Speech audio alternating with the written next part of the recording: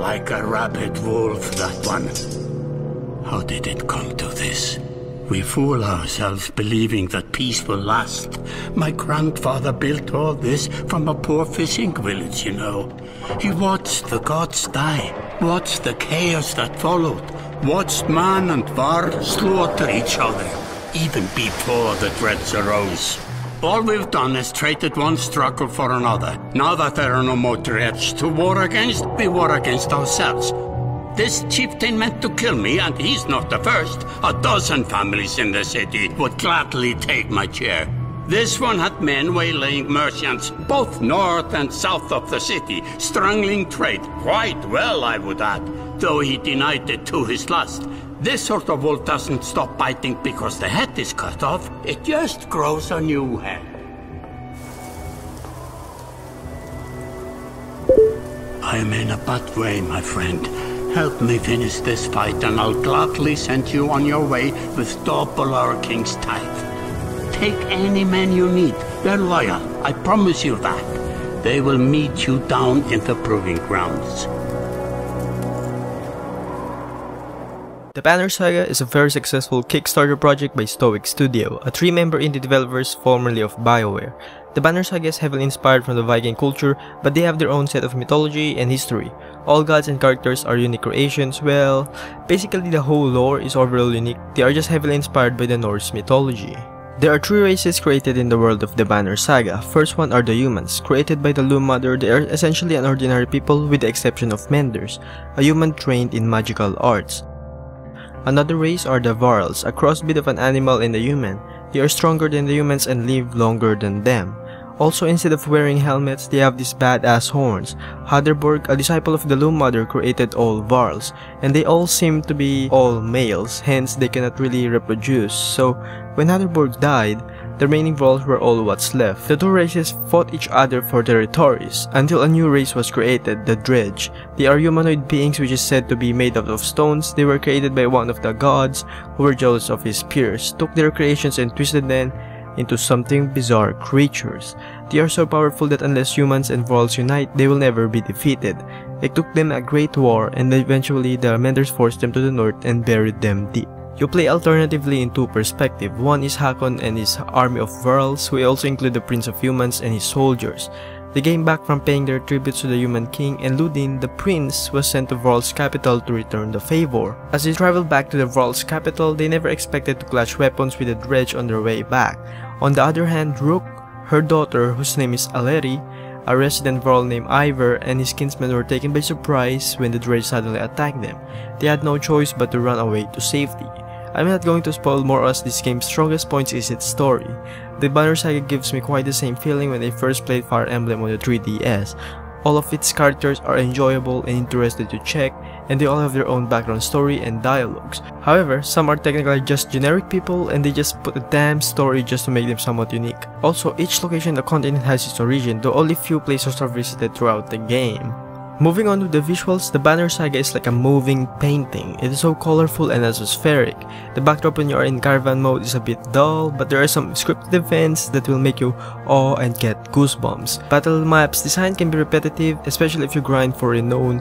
You are most likely going to get similar battle maps occasionally throughout your playthrough of the game. The towns and cities are all wonderfully made. They are unique, but they all have the same function, like market, rest, training, and other such things, which does not give any added value to the game, unless there are some scripted events wherein you can talk to people, which is rare. The main character models are very detailed, giving themselves uniqueness from each other. Visuals may be a little bit lacking, but is still one of the few games who have very colorful and atmospheric graphics that I have ever played.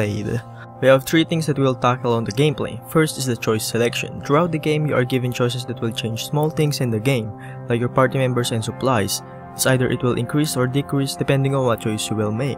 You can also get renown when choosing the right option, and it might also increase the morale of the caravan. Speaking of caravan, to progress in the game, you are most likely going to travel with all your fighters and kinsmen from one town to another. Supplies can be bought using renown, so you have to choose either you buy supplies or upgrade your party members when they are promoted. Therefore, you also have to manage the usage of your renown, because when you lose all your supplies, your caravan will slowly die day by day. While traveling, you are going to encounter scripted and some random events that will lead you to choice selection. Some events will trigger a war, wherein you have to choose your tactics and go head-to-head with the enemies. Now, let's talk about the game's battle system. It is a tactical-based system similar to XCOM franchise, but instead of linear turns in each side, it is using alternative turns like a chess game, meaning that when you finish moving a character, the opponent will move next, making it hard to be more tactical and set up your plan. If one side has only one character, the opposing side will go to the pillage mode, in which all the parties will move before that one character can move, making the battle a sure win. So, that's unfair. And that's really stupid idea. I don't know who comes up with that. Anyway, let's delve deeper. In battles, each fighter has corresponding armor and strength. This is what makes the game complex and original, as armor is basically what makes fighters harder to kill. A high armor means lower chance to get critical hits from enemies, but once you go to at least 4 and below, fighters will have a higher chance of getting killed, as they will most likely get massive damage every time. Strength, on the other hand, is the power of the fighter's attack, and to add to the twist, it is also the fighter's health. So once it goes down, the power of his attack will also go down. He will be rendered as weak and useless on battle once it hits 2 and below. Fighters have different class types, and within those class types, there are subclasses for each class types. They only differ on their special ability, but the way they are built are almost identical. For example, a shield banger. They are basically a varl with a shield, but there are 3 types of shield banger. One is a strong arm, who knocks enemies back with a shield. Another is a provoker, who taunts enemy, causing them to miss a turn. And a shield banger, who returns damage to anyone who attacks him. This gives more depth on the battle, as you can plan ahead what sort of tactics you have to do with your current party, which is only limited to 6 fighters in a battle.